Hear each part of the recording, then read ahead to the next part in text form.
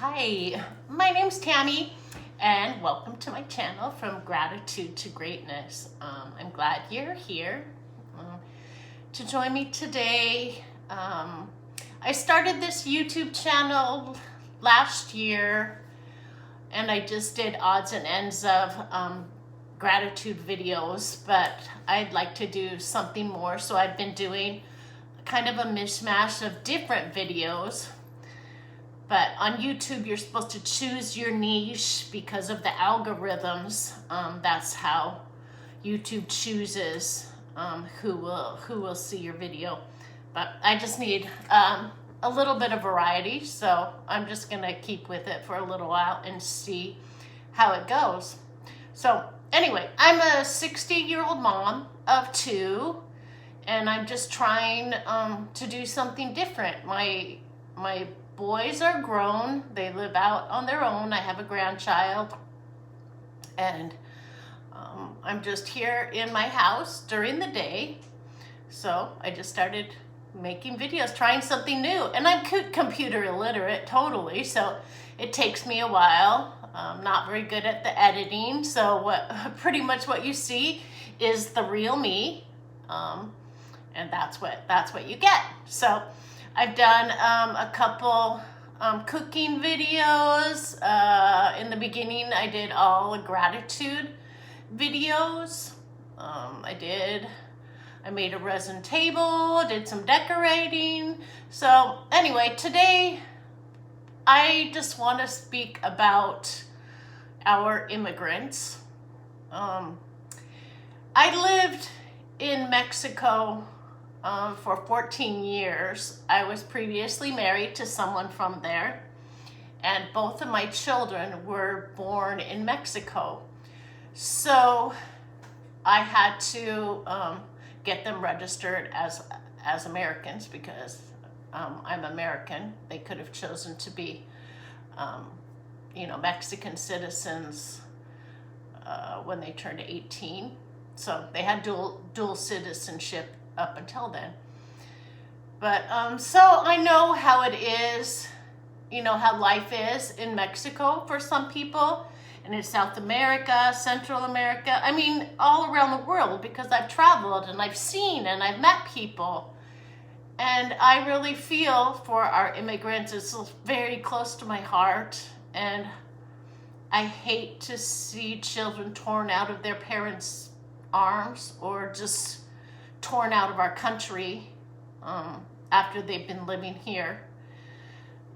I do want criminals to be deported, but I also want to know the list of the names of all the people being deported and what their criminal activity was. I don't think all the innocent people should be deported.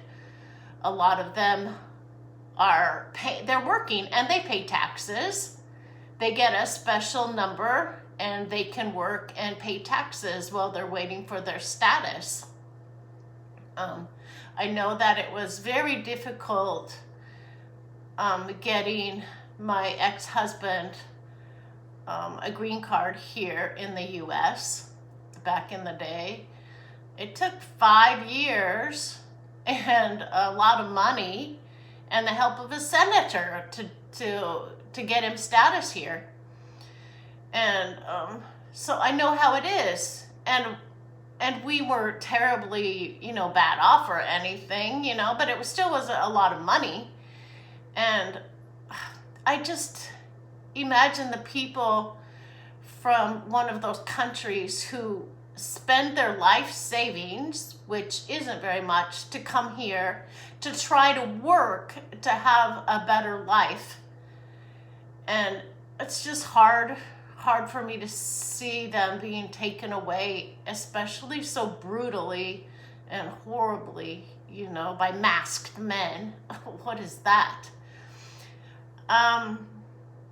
Last week, I think it was last week, when the man was bringing his child home from daycare in Minnesota, and they were taken by the masked ICE ICE agents and taken to Texas, and kept in awful conditions when the boy was sick and couldn't get any medication or medical help, and they weren't fed properly. You know, that was close to my heart. You know what kind of emotional, just emotional stuff that's going to leave in that child's subconscious for his lifetime. And I'm going to tell you a story about, this has nothing to do with immigration, but it has something to do with seeing a loved one torn away from you. When my son was about 4 and we lived in Mexico City, my ex-husband and I and my son were at a phone booth on the corner near our house. And I had just called my parents, and I was planning to go visit them that week.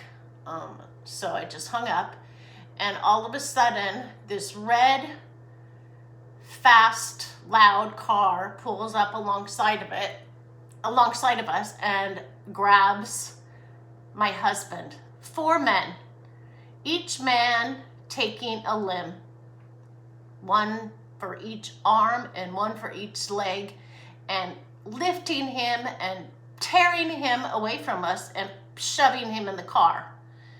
And my son screaming, my daddy, you know, what are you doing to my daddy? And screaming and crying, and I'm screaming, you know, I'm not knowing if they're gonna come for us, you know, either. It was terrifying. And my son, who is in his 30s now, remembers that to this day. It was horrible. It was horrible. He was kidnapped for a couple days.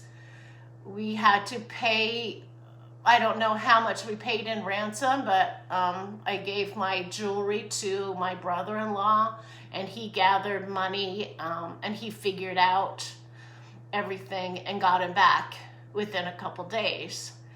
But that has stuck in my son's mind for all of his life. And, you know, it will be there forever. You know, it's terrifying for a young boy. A young child doesn't deserve that. You know, they're innocent. You know, their parents brought them here for a better life.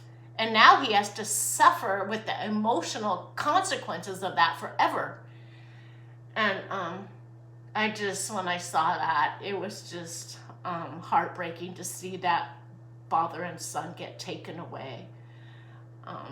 You know, I got my husband, you know, back in Mexico, and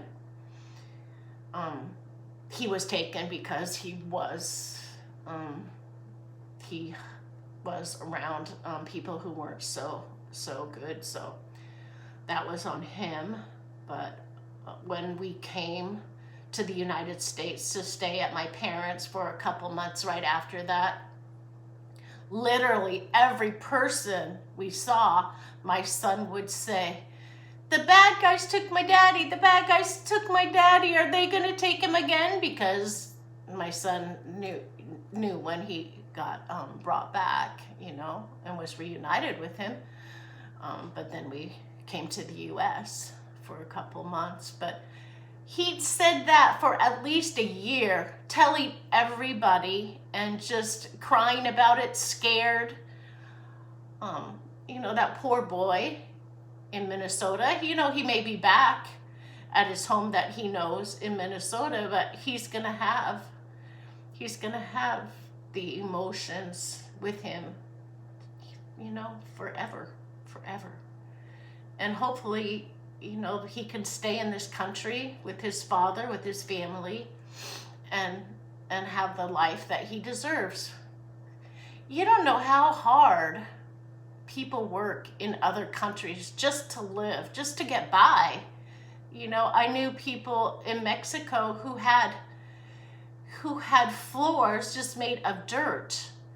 You know, I knew one young woman who helped me take care of my younger son when he was little, and she lived out on a ranch in the middle of, I would call it nowhere, but it was her home. And they didn't have floors on their house. And during the rainy season, snakes would come in. You know, can you imagine living like that? Don't you want something better? Better for your, you know, your fellow human beings? For your friends? You know, she was my friend, and I miss her. You know, she helped me so much, and I loved her. She was a good friend, and I hope she has a better life now. When I've gone back to Mexico, I've looked for her, but I haven't been able to find her. Her name was Rosa. She was a sweetheart and so kind and so caring. But anyway, gosh, you know, they work on our farms. Some of the immigrants work on our farms. You know, maybe, you know, a white person should go try to do the kind of work that they do. Work so hard. I remember my brother-in-law that I had when I got remarried here in the U.S. He worked with a group of Hispanic people, and he said he complained because they wanted to work from early in the morning till the evening without breaks, and they worked so hard, and he needed his breaks. You know, I don't know. It's just terrible. I feel so sad when I see something, you know, like that happening on the television or on my computer. Today in the town where I live, small city, I guess you might call it, I was reading on Reddit, something popped up that ICE was in town, close by my grocery store where I shop, and they took a mother, and then they left the child, and the child ran into a nearby business crying, they took my mom, all masked, taking her mom, and she didn't know where to find her mom, not them. And so the business, you know, had never been a situation like that, and they didn't know what to do. And I mean, I wouldn't have done this at all, but they took her to the airport and turned her into the border patrol. You know, so they could give the little girl to ICE instead of trying to find out more information. And so that little girl, who knows if she's going to be back with her mom, and who knows if she's going to be taken to some other ICE facility where she's not going to be treated right and shipped back to the country they originally came from. It's like, it's a horror. I don't know. It just breaks my heart. It really, really does. And I think just more people, I don't know, you know, what the answer is. You know, we can protest. I've gone to protest. You can call your members in office, but it seems like nobody's doing enough. I don't know. You know, I don't know what the answer is, but I know that in my heart that, you know, we just need to help our immigrants in some way, and I need to figure out how to do my part, because it just breaks my heart. It really does. So anyway, that's all I have to share today. So everyone, take care out there, and take care of your neighbors. Who cares what color their skin is, you know? It's one planet when you think about it. We're all polluting one planet. We all have to live in the way we treat each other and the way we treat our planet, and you know, we're just one. We need to spread our love around, not spread hate. Love can be stronger. We just need more people to love and care for one another. I was just looking back on the first part of my video, and I realized that I said I was 60 years old. I'm not. I lied. I'm 63. But anyway, continuing on, I live near an Indian reservation, the Lummi Reservation, and I know that Lummi members have been picked up by ICE as well, and they put out notices every so often on advice for them, their members. And I know other Native American tribes have had the same problem. You know, they've been on this land longer than the white people, and they've already suffered enough trauma, you know, down through their ancestry. They've suffered so much. So, gosh, they just take people without even, you know, asking to see their ID. You know, they're Native American.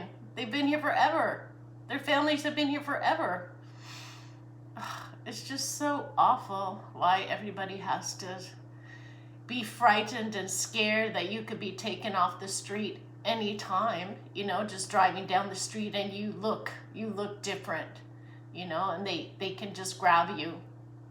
It's just awful. I think about, and my kids, you know, they were born in Mexico. They weren't actually born here, but they're American because I'm an American citizen. You know, they could say, oh, your sons are born in Mexico. They have to go back after they've lived here for years and years, most of their life. You know, imagine that. So, you know, it's scary. It's a scary world. But just if everybody could send more love out into the world, just, you don't have to pray. Just imagine your arms around the whole wide world, sending love from your heart. You know, really mean it. I don't know, you know, I don't know what we're gonna do. But I just want to spread my light and let all the immigrants out there know that I love them. And I just want them to be safe. Unless you're a criminal, then you can get what you deserve for the crimes that you've committed, you know, but have your trial and and then move on from there. But anyway, thank you all for joining me today, and I hope that you have a wonderful rest of your day, and hopefully I'll see you again on From Gratitude to Greatness. Maybe next time on Friday I might be making Super Bowl food because the Seahawks are going to the Super Bowl. Anyway, join me Friday. See you then.